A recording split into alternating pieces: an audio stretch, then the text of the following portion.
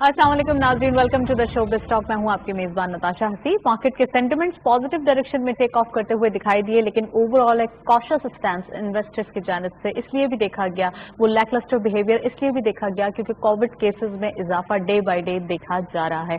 और अगर हम ग्लोबली मार्केट की बात करें तो आज के दिन बाइडेन साहब की विक्ट्री को काफी हद तक चीयर्ड कहा गया या वेलकम किया गया, लेकिन ओवरऑल एक कॉशियस स्टैंस वहां भी देखा गया है बिकॉज ऑफ कोरोना। तो ये तमाम चीजें आज के प्रोग्राम में हम डिस्कस करेंगे, लेकिन सेंटिमेंट्स मार्केट की बात करें तो एक पॉजिटिव डायरेक्शन शो कर रहे हैं। फर्स्ट सेगमेंट की तरफ चलते हैं।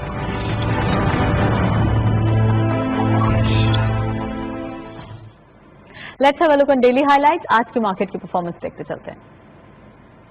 ओपन हुई मार्केट 40,731.61 के लेवल पर। हायर साइड मार्केट गई 40,943.80, lower was 40,596.99 and finally closure 40,784.04 का। यानी हम देख रहे हैं 40,500 साइकोलॉजिकल बैरियर अबव मार्केट दिखाई दे रही है। 52.43 का इजाफा, माइनर एंड फ्लैट नोट पे।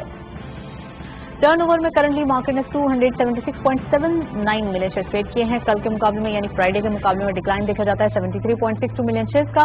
वैल्यू रही 9.52 बिलियन रुपीज। और वॉल्यूम लीडर्स में ऑल स्ट्रीप बिग in green territory. Power cement इस लिस्ट को लीड कर रहे हैं 0.03 के माइनर इजाफे के साथ। 10.74 पे क्लोजर, 36.53 मिलियन शेयर ट्रेड किए गए। टीआरजी पार्क सेकंड स्पॉट पे 3.53 का इजाफा देखा गया, 57.47 पे क्लोजर रहा, 31.98 मिलियन शेयर ट्रेडेड एंड लास्टी पार्क इलेक्ट्रॉन 1.05 का इजाफा देखा गया। यानी ओवरऑल हम देख रहे हैं काफी अनकन्वेंशनल स्क्रिप्ट आज के दिन दिखाई दे रहे हैं। 35.18 पे क्लोजर रहा, 19.21 का कारोबार रहा। ये था वॉल्यूम लीडर्स, मार्केट की करंट परफॉर्मेंस। ओवरऑल हम देख रहे हैं सेंटिमेंट वाइज वही स्क्रिप्ट जिनमें बाइंग अपॉर्चुनिटीज देखी जा रही हैं और वही एक जो हम बोलेंगे टेन्योर या वही सेशन जो है विटनेस दोबारा किया जा रहा है। नेक्स्ट सेगमेंट की तरफ चलते हैं।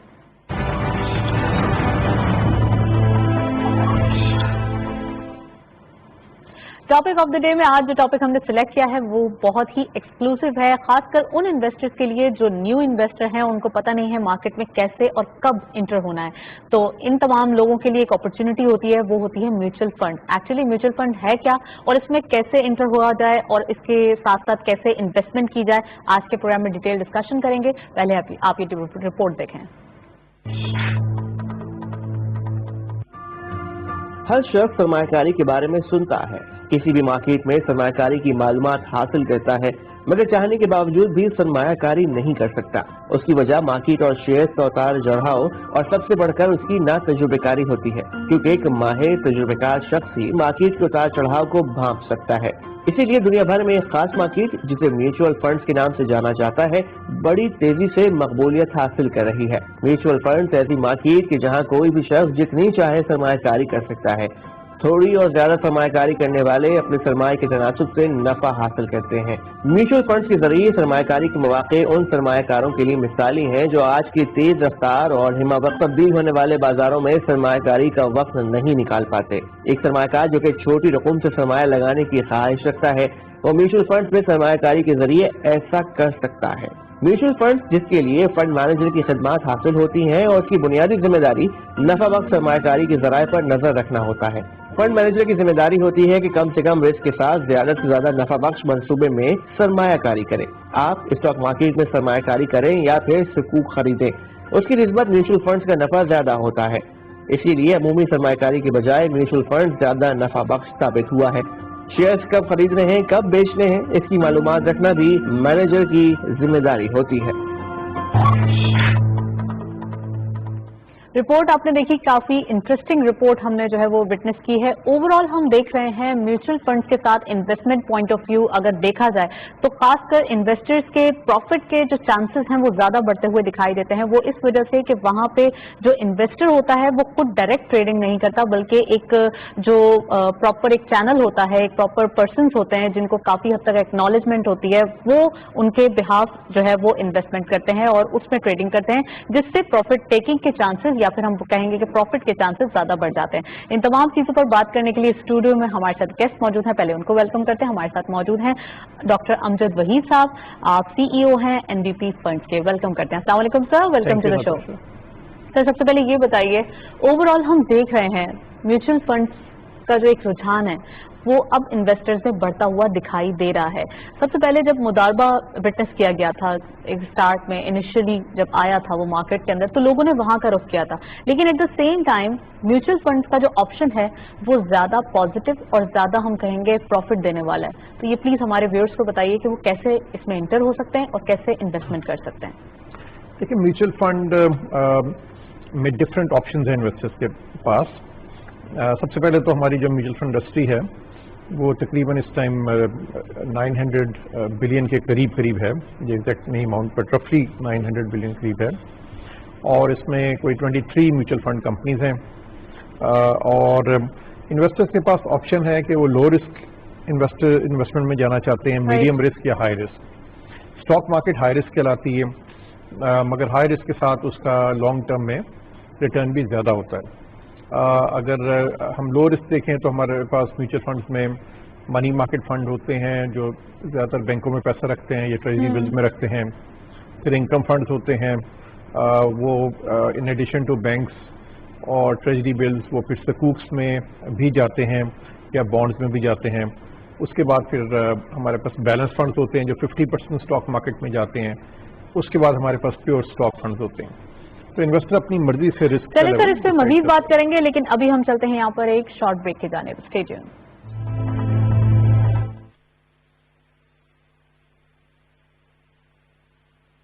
اللہ اکبر اللہ اکبر اللہ اکبر اللہ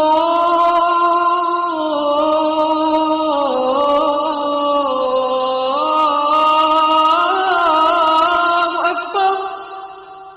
اشہد ان لا الہ الا اللہ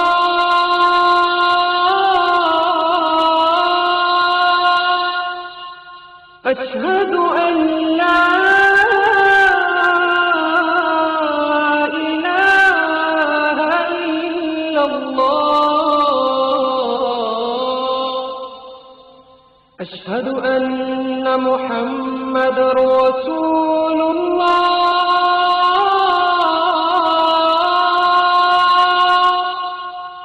اشہد ان محمد رسول اللہ.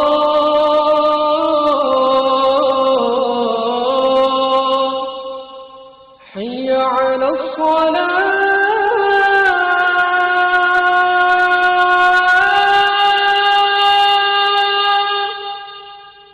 حی علی الصلاة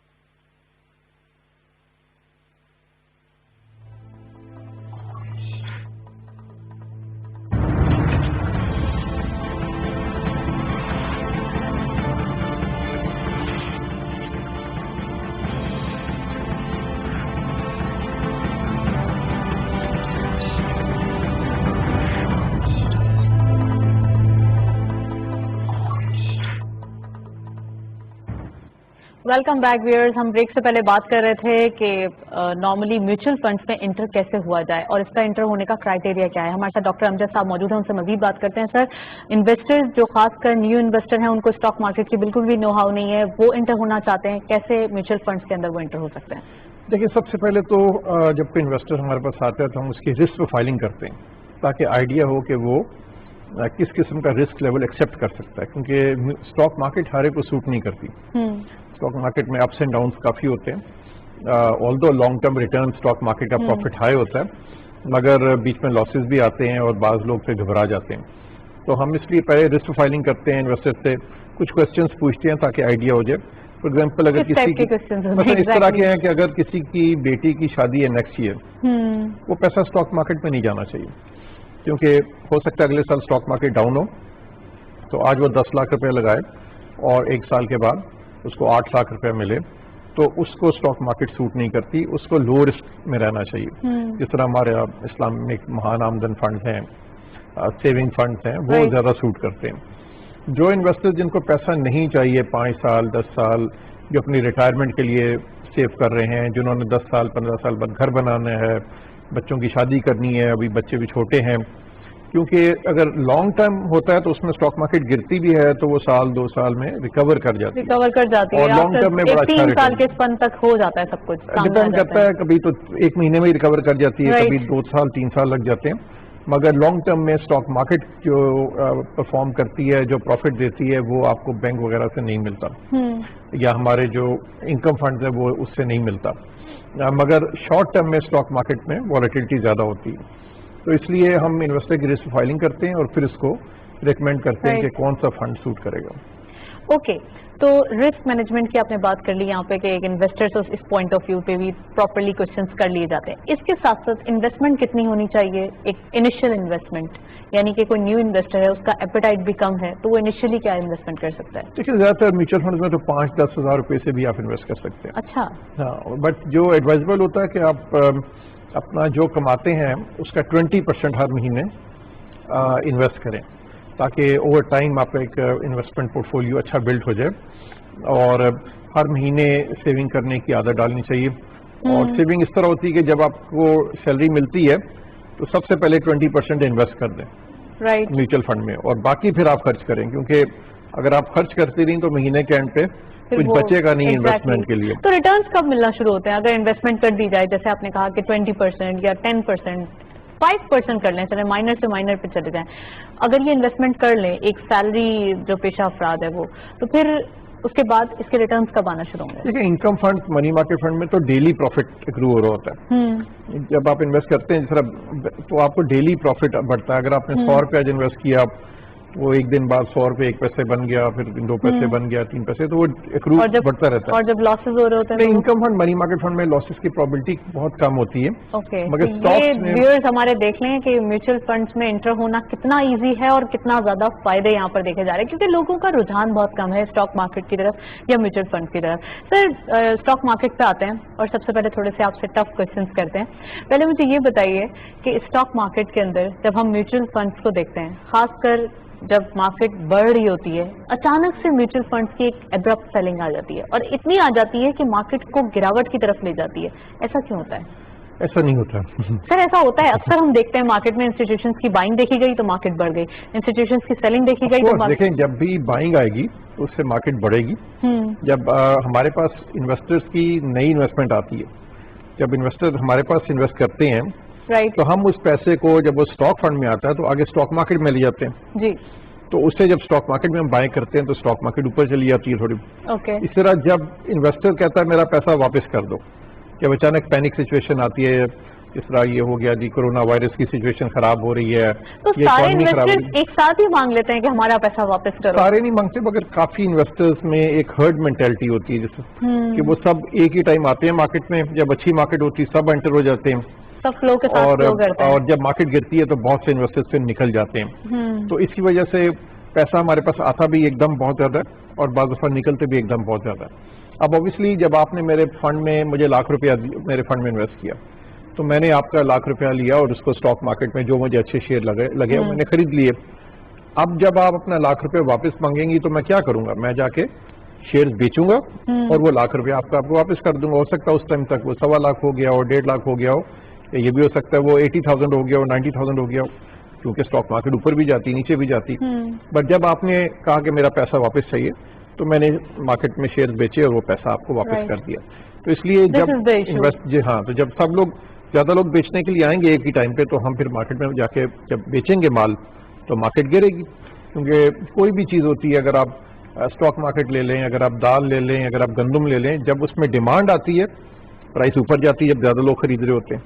अब रोजों में क्यों कीमतें बढ़ जाती हैं? क्योंकि बहुत से लोग फ्रूट भी खा रहे होते हैं, बहुत से लोग ज्यादा इस पे जिन चीजों में फोकस होता है वो चीजें बढ़ जाती हैं, और जब डिमांड कम होती है तो प्राइसेस गिर जाती हैं। Same thing with the stock market.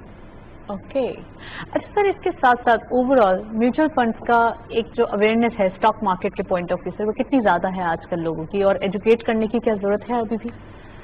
बहुत ज्यादा है। पाकिस्तान में अभी म्यूचुअल फंड्स के पास तकरीबन 2000 के करीब सेल्स का स्टाफ है थ्रू आउट पाकिस्तान, जो कि इन्वेस्टर्स को मिलता है और उनको अवेयर करता है।